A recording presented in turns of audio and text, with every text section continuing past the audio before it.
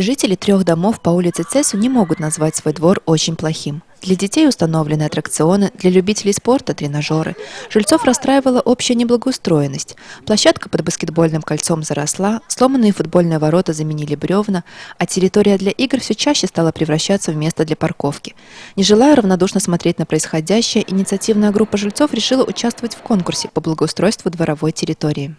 Наша задача изначально была немножко расшевелить жителей, потому что, к сожалению, мы живем в общем дворе, в квартирах, и каждый по своей квартире в отдельности. И с каждым годом, даже на те же субботники, людей выходит все меньше и меньше и меньше. Чтобы принять участие в конкурсе, объявленном организаторами ежегодной большой толоки, необходимо было не только подготовить различные документы, но и заручиться поддержкой жильцов. Это оказалось не так легко. На собрание пришло чуть более 20 человек, хотя 3 дома включают в себя 200 квартир. Однако инициативная группа не опустила руки. Они обошли каждую квартиру, рассказывая о своей идее. Спрашивали, необходимы ли на это деньги.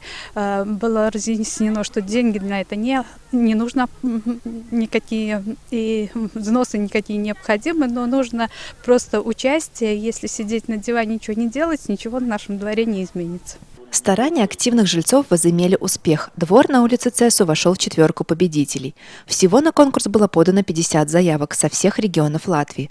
На благоустройство двора спонсоры конкурса выделили 3000 евро. Разработкой проекта займется ландшафтный архитектор, а воплощением идей в жизнь – сами жильцы. Очень хорошие все аттракционы и тренажеры, но под ними, допустим, можно, чтобы их круглый год можно было использовать, разместить мягкое покрытие резиновое.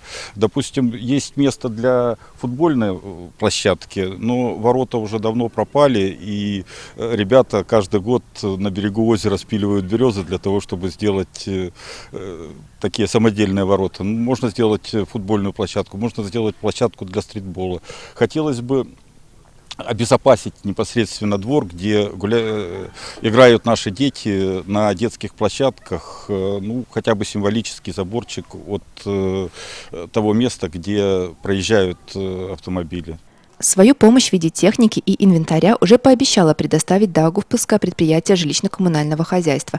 Однако благоустроить двор невозможно без участия непосредственно самих жильцов.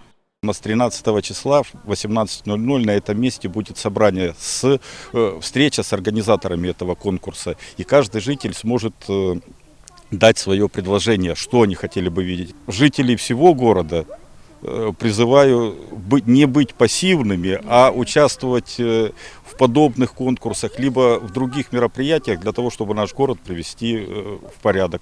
Своими идеями о том, каким хочет видеть свой двор после Большого субботника, поделился маленький житель одного из домов по улице Цесу Артем.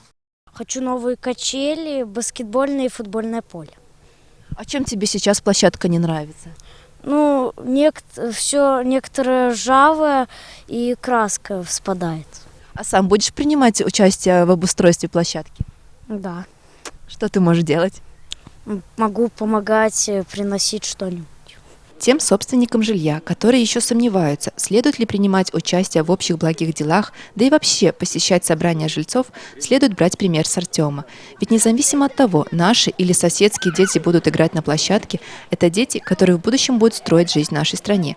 Сегодня же мы для них пример. И пусть лучше это будет пример соучастия и неравнодушия.